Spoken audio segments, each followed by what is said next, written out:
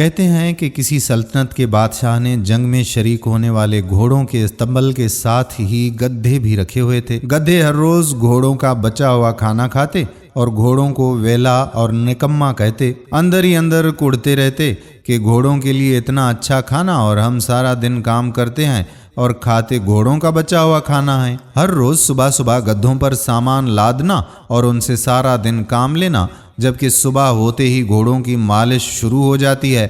یہ سب دیکھ کر گدھوں نے سارا دن گھوڑوں کو گالیاں دینی کہ اگر یہ نہ ہو تو یہ سب بھی ہمیں کھانے کو ملتا، ہماری بھی مالش ہوتی، خادم ہماری بھی دیکھ بھال کرتے۔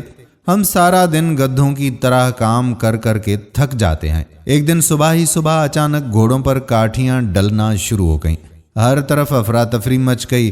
ہر سپاہی جلدی جلدی اپنے گھوڑے کو تیار کرنے میں لگا ہوا ہے۔ گدھوں کی جان میں بھی جان آئی کہ شکر ہے آج ان گھوڑوں کو بھی کام کرنا پڑے گا۔ الغرض گھوڑے تیار کر کے سپاہی ان پر سوار ہوئے اور چل دیے۔ سارا دن گزرا، پھر شام گزر گئی، لیکن گھوڑے واپس نہ آئے۔ گدھے پریشان ہو گئے کہ گھوڑے ابھی تک واپس کیوں نہیں آئے، ایسا کیا کام پیش آ گیا۔ اگلے دن جب گھوڑے واپس آئے تو کسی کا کان نہیں ہے، کسی کی آنکھ نہیں، کوئی لنگڑا کے چل رہا ہے تو کوئی واپس ہی نہیں آیا۔ گدھوں نے گھوڑوں کا جب یہ حال دیکھا تو ان سے پوچھا کہ کیا ہوا ہے، یہ تمہارا حال کس نے کیا؟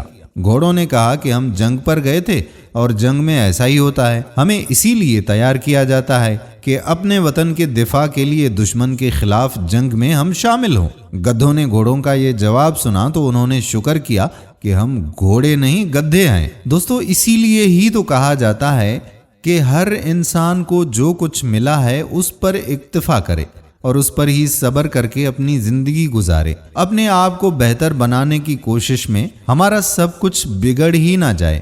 اللہ تعالیٰ سے دعا کرتے ہیں کہ اللہ تعالیٰ ہمیں عقل عطا فرمائے۔ آمین ثم آمین یا رب العالمین۔ دوستو، ہم یہ امید کرتے ہیں کہ ہماری آج کی ویڈیو بھی آپ کو پسند آئی ہوگی اور اپنے دوستوں کے ساتھ اسے شیئر بھی ضرور کریں گے۔ آنے والی ویڈیو تک اپنے میزبان قادر بخش کلہوڑو کو اجازت دیجیے۔ اللہ حافظ۔